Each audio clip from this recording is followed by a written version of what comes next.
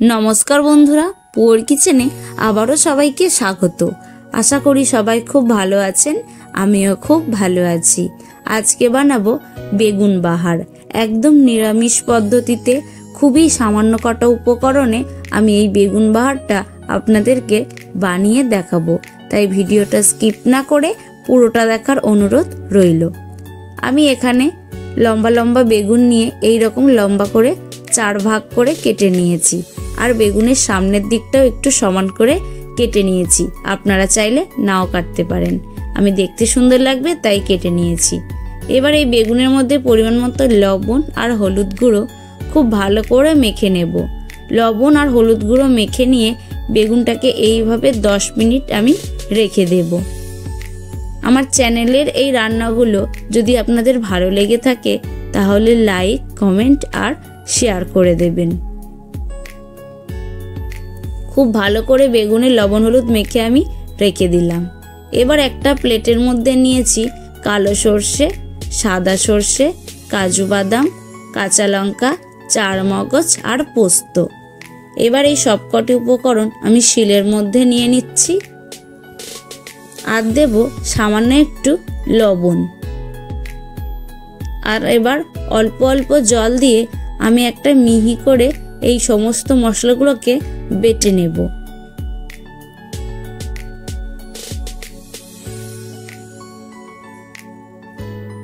মশলাটা বেটে নিয়েছি, এবার একটা প্লেটের মধ্যে তুলে নিলাম। এবার কড়া বসিয়ে কড়া গরম করে নিয়েছি। এবার কড়ার মধ্যে দিয়ে দিচ্ছি পরিমাণ মতো সাদা তেল। তেলটা গরম হয়ে গেছে, এবার আমি বেগুনগুলোকে হালকা লালচে করে ভেজে তুলে নেব। আমি সবকটা বেগুন একবারে দিলাম না, আমি দুবার ধরে এই বেগুনগুলোকে ভেজে নেব। যারা আমার চ্যানেলটিকে এখনো সাবস্ক্রাইব করেননি তারা চ্যানেলটিকে সাবস্ক্রাইব করে বেল বাটনটি প্রেস করে পাশে থাকবেন আর নোটিফিকেশন অল করে রাখবেন, যাতে সবার আগে আপনারা এই রকম নিত্য নতুন রেসিপি দেখতে পারেন। বেগুন খুব সুন্দর করে এপিট ওপিট উল্টে পাল্টে হালকা লালচে করে ভেজে নিয়েছি। এবার এই বেগুনগুলোকে আমি একটা থালার মধ্যে তুলে নেব। এইভাবেই সবকটা বেগুন আমি ভেজে তুলে নিচ্ছি। নিরামিষ দিনে আপনারা এইভাবে একবার বেগুন বাহারটা বানাবেন, খেতে কিন্তু অসম্ভব সুন্দর হয় আর দেখতেও কিন্তু খুবই সুন্দর হয়েছিল। এবার বেগুন ভাজার ওই তেলেই ফোড়ন দিয়ে দিলাম কালো জিরে আর দিয়ে দিচ্ছি হলুদের গুঁড়ো আর দেব কাশ্মীরি লঙ্কার গুঁড়ো। লঙ্কার গুঁড়ো আর হলুদের গুঁড়ো যাতে পুড়ে না যায় সেজন্য দিলাম সামান্য একটু জল।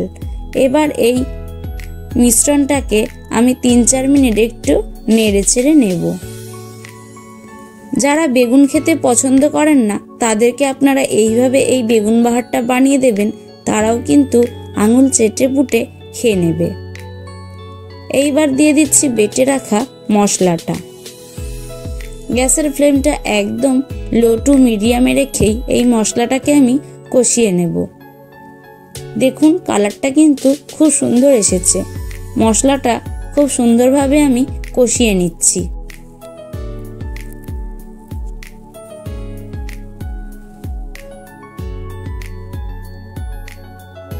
বাড়িতে অবশ্যই একবার এই বেগুনের রেসিপিটা আপনারা বানাবেন, বাড়ির ছোট থেকে বড় সবারই খুবই ভালো লাগবে। এবার আমি দিয়ে দিলাম স্বাদ মতো লবণ আর দিলাম সামান্য একটু চিনি দিয়ে আবারও একটু আমি নেড়ে চেড়ে নেব। আমি বেগুন ভাজার সময় লবণ দিয়েছিলাম তাই এখানে অল্পই লবণ দিলাম। এবার দিয়ে দিলাম ফেটিয়ে রাখা টক দই। টক দইটাকে দিয়ে আবারও খুব ভালো করে আমি 3-4 মিনিট রান্না করে নেব। বাড়িতে যদি কোনো অতিথি আসে তাদেরকেও আপনারা এই বেগুন বাহারটা বানিয়ে খাওয়াতে পারবেন, সবাই খুবই প্রশংসা করবে। আর ভিডিওটা যদি খুব বেশি ভালো লাগে তাহলে আপনাদের আত্মীয় পরিজন বা বন্ধুদেরকে শেয়ার করে দেবেন। আর ভিডিওটা কেমন লাগলো আমাকে কমেন্ট করে জানাবেন। মশলা খুব সুন্দরভাবে আমি কষিয়ে নিয়েছি। মশলা থেকে তেলটাও খুব সুন্দরভাবে ছেড়ে গেছে। এখন মশলাটা একদম কষানো হয়ে গেছে। এবার এই মশলার মধ্যে আমি দিয়ে দেবো পরিমাণ মতো জল। আমি খুব বেশি জল দিইনি, ছোট বাটির 1 বাটি জল দিয়েছি। দিয়ে আমি জলটা দিয়ে খুব সুন্দর করে আবারও মিশিয়ে নিলাম। এবার এই ঝোলটাকে একটু ফুটতে দেব। ঝোল ফুটে উঠলেই আমি এই ভেজে রাখা বেগুনগুলোকে দিয়ে দেব। দিয়ে আমি এই বেগুনগুলোকে একটু ঝোলের সাথে আরেকটু ফুটিয়ে নেব। বেগুনের মধ্যে ঝোলটা খুব সুন্দরভাবে ঢুকলে তবেই এই বেগুনটা খেতে ভালো লাগবে।